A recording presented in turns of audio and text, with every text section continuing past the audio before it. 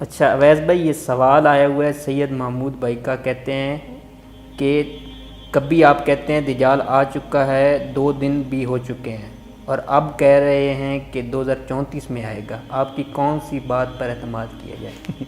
سید محمود، آپ نے بہت اچھا سوال کیا ہے۔ جب آپ پوری بات نہ سنیں تو اس طرح سے تھوڑا سا کنفیوژن ہو جاتی ہے۔ جو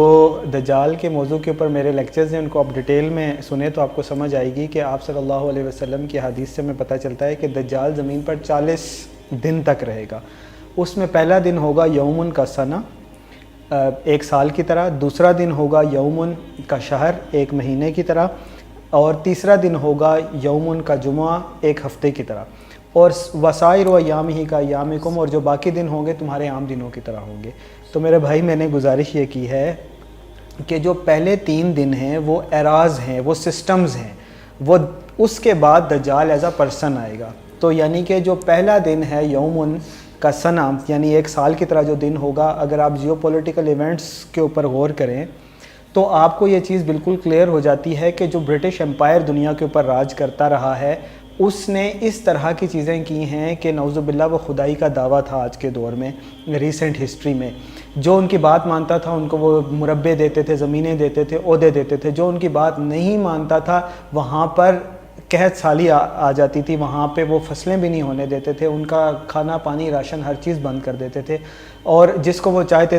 تھے امیر کرتے تھے، جس کو چاہتے تھے وہ غریب کرتے تھے۔ اور ان کی سلطنت ایسی تھی کہ وہاں پر کبھی سورج ہی غروب نہیں ہوتا تھا پوری زمین کے اوپر۔ یہ تو اللہ تعالیٰ کی شان ہے، خدا کی شان ہے کہ پوری زمین کے اوپر، اس کی زمین کے اوپر سورج کہیں نہ کہیں ہر وقت رہتا ہے۔ نعوذ باللہ، یہ ان کی طرف سے بھی ایک طرح سے خدائی کا دعویٰ تھا کہ وہ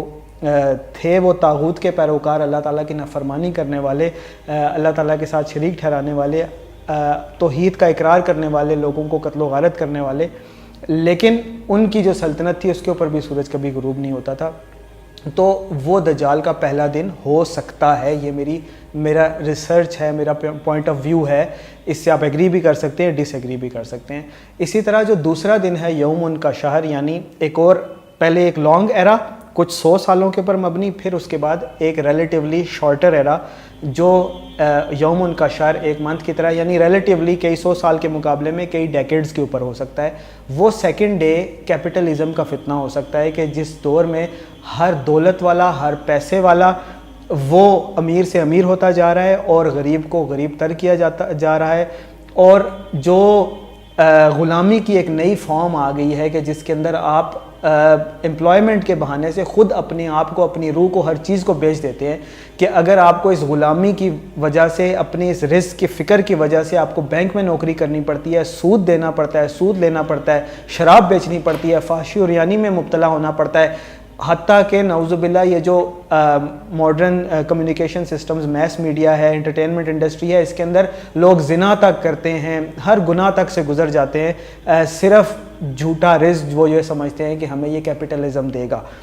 تو یہ جو کیپٹلزم ہے یہ نعوذ باللہ خدائی کا دعویٰ کر رہا ہے، حالانکہ اللہ تعالیٰ نے، اللہ کے نبی صلی اللہ علیہ وسلم نے فرمایا کہ یہ رزق تمہیں ایسے ڈھونڈتا ہے جیسے تمہیں موت ڈھونڈتی ہے، یعنی کہ جہاں لکھا ہے، جتنا لکھا ہے، جیسے لکھا ہے، آ کے ملے گا، چاہے تم اس کی طرف جاؤ یا نہ جاؤ۔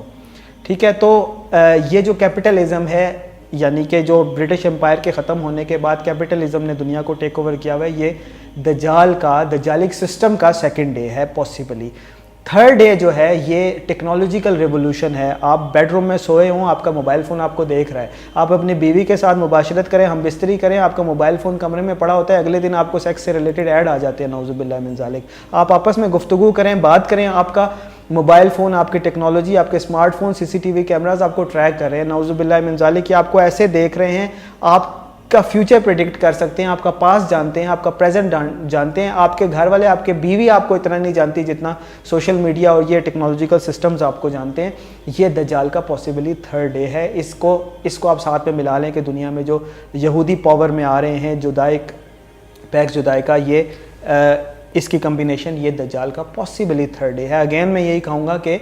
آپ اس سے ایگری بھی کر سکتے ہیں، ڈس ایگری بھی کر سکتے ہیں، یہ میرا اپنا پوائنٹ آف ویو ہے۔ تو یہ 3 دن ہو گئے دجالک سسٹمز کے۔ اس کے بعد دجال ایز اے پرسن آنا ہے، کیونکہ آپ صلی اللہ علیہ وسلم نے فرمایا وَسَائِرُ أَيَّامِهِ كَأَيَّامِكُمْ، کہ جو دجال کے باقی دن ہوں گے وہ تمہارے عام دنوں کی طرح ہی ہوں گے۔ تو صحابہ نے پوچھا یا رسول اللہ اس میں نماز کیسے پڑھیں گے، یہ جو لمبے دن ہیں ان میں؟ تو آپ صلی اللہ علیہ وسلم نے فرمایا کہ ایسا نہیں ہے کہ سال میں 5 ہی نمازیں پڑھنی ہیں، بلکہ تم عام دنوں کا حساب لگا کر اس کے حساب سے نمازیں پڑھا کرو گے، یعنی کہ نماز عام دنوں کی طرح ہی پڑھنی ہے۔ پہلے کچھ دن سسٹمز ہو گئے اور بعد میں عام دنوں کی طرح ہی ہوں گے۔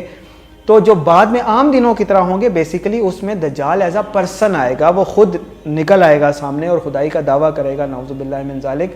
تو وہ جو دجال ایز اے پرسن آنا ہے نا، اس کی کیلکولیشن میری اس اسٹڈی اور ریسرچ کے مطابق وہ بنتی ہے 2034۔